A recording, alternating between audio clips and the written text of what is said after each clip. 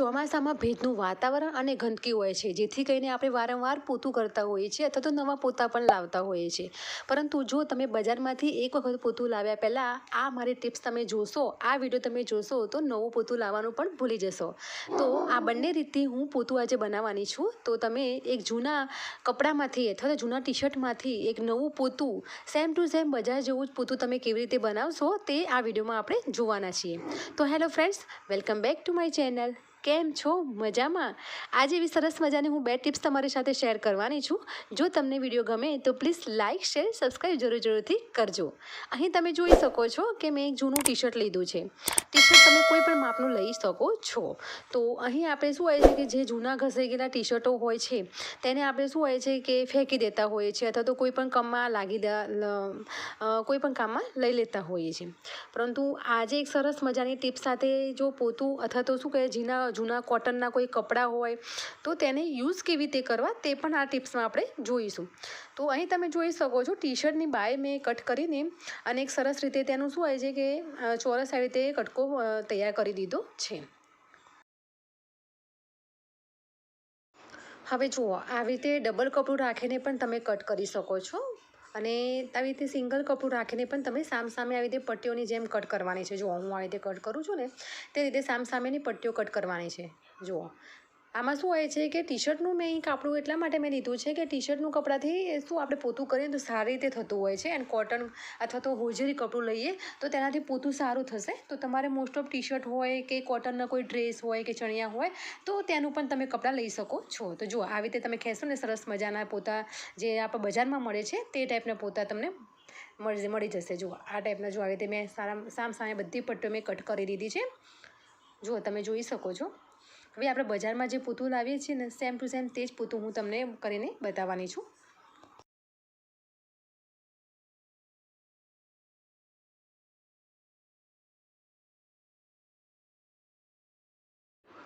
જુઓ, આ ટાઈપની સામેની પટ્ટી મેં કટ કરી દીધી છે. હવે શું હોય કે આ બહુ જૂનું પોતું છે, તેનાથી શું કહે કે જે તેનું આગળનું જે પોતું છે તે ઘસાઈ ગયું છે. તો આપણે કેવું કરતા હોઈએ છીએ કે ઘસાઈ જાય છે તો આ પોતાને આપણે ફેંકી દેતા હોય છે. પરંતુ જો આ ટાઈપનું હેન્ડલ શું હોય છે કે નીકળી જતું હોય છે, તેને આપણે શું હોય છે કે ફિટ બી કરી શકીએ છીએ અને આપણે કાઢી પણ શકીએ છીએ. તો શું કરવાનું છે, હેન્ડલની સામે આવી જજો, સામે જે મેં પટ્ટીઓ કટ કરી હતી ને વચ્ચે જે કપડાનો ભાગ છે તે હેન્ડલ ઉપર આવવા દેવાનું છે અને સામેની પટ્ટીઓ બંને ભેગી કરી દેવાની છે. જો આ બંને પટ્ટીઓ આવી સામે ભેગી થઈ જશે અને કપડાનો ભાગ હેન્ડલ ઉપર આવી જશે એટલે સરસ મજાનું પોતું ફિટ થઈ જશે. જો અહીં હું કરું છું તે રીતે કરવાનું છે. જુઓ ફ્રેન્ડ્સ, એકદમ બજાર જેવું પોતું રેડી થઈ ગયું છે. આવી રીતે તમે ઘણા બધા પોતા બનાવી શકો છો. લાકડી ઉપર આજુબાજુ આ કપડું ફિટ કરીને પણ તમે બનાવી શકો છો. તો ફ્રેન્ડ્સ, આ ટિપ્સ ગમી હોય ને તો પ્લીઝ ટ્રાય જોરથી કરજો અને લાઇક અને શેર જોરથી કરજો, જેથી કરીને બધાને હેલ્પફુલ થાય.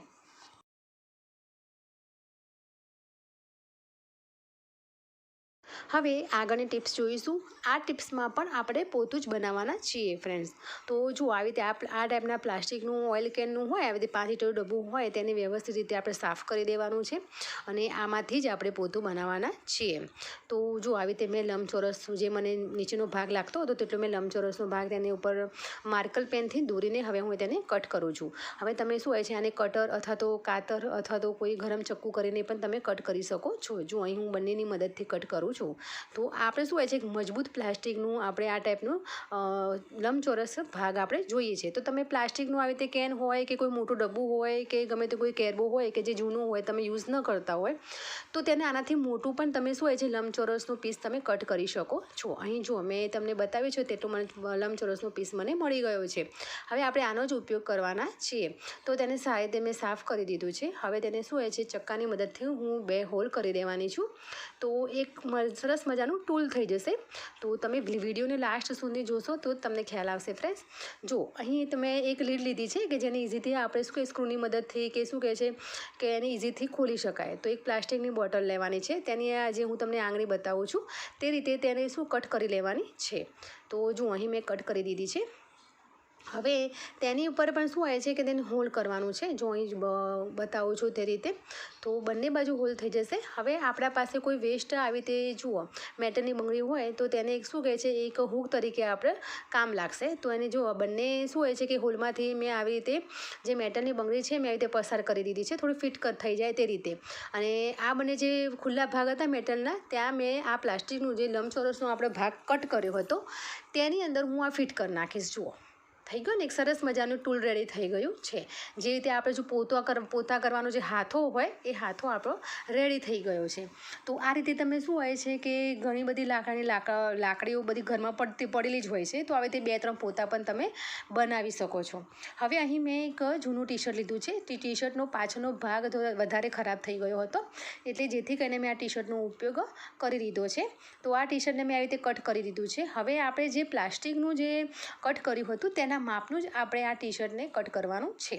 તો મને એનું માપનું લંબચોરસ માપ મળી ગયું છે. હવે તેને માપ મેં જોઈને પછી સોયદરાની મદદથી આજુબાજુ મેં સીવી લીધું છે.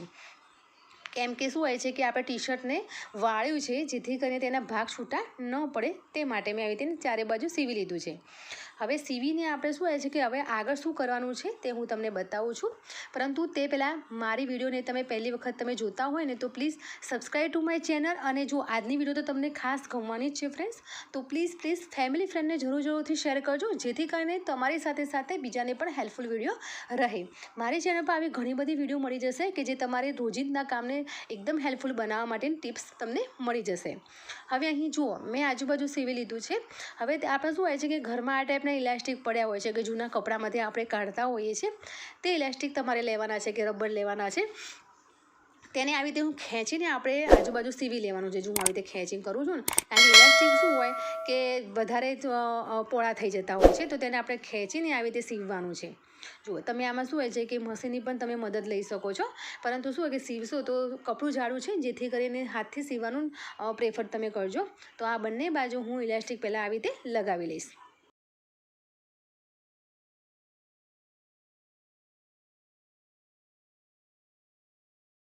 હવે જુઓ આપણે જે ઇલાસ્ટિક બનાવી હતી પટ્ટી, તેની અંદર બસ જે ટૂલ બનાવ્યું હતું પ્લાસ્ટિકનું એ તે આમાં અંદર ફસાવી દેવાનું છે. અને ઇલાસ્ટિક છે જેના કારણે સરસ મજાનું ફિટ થઈ જશે.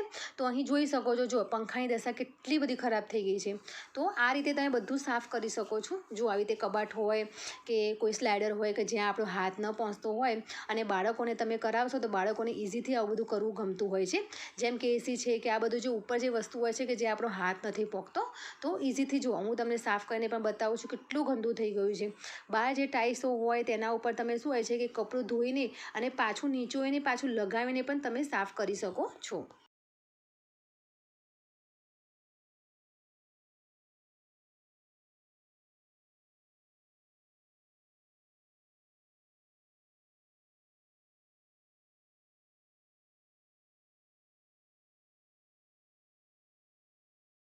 જુઓ અહીં હું બધું જ સાફ કરું છું. જે આપણે બહાર શું હોય કે સ્લાઇડર હોય કે દિવાલ હોય કે કાચના દરવાજા હોય કે બારી હોય, A to Z બધું જ સાફ થઈ જશે.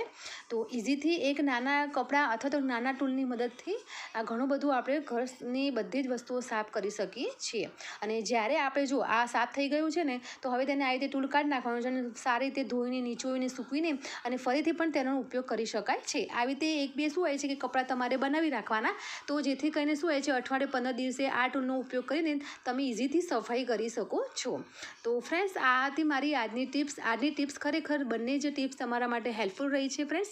અને જો તમને આજની બંને ટિપ્સો તમને ગમી હોય ને તો પ્લીઝ મારી ચેનલને સબસ્ક્રાઈબ જરૂરથી કરજો. આવી અવનવી વિડીયો તમારી સાથે શેર કરું છું. અને કોઈ પણ તમે વિડીયો જોવા માગતા હોય તો તમે મને કમેન્ટ બોક્સમાં કમેન્ટ કરીને જરૂરથી કહેજો. હું તેના ઉપર શોર્ટ વિડીયો બનાવીશ. હવે એક નવા આઈડિયા સાથે જરૂરથી મળીશું. બાય. જય ભારત.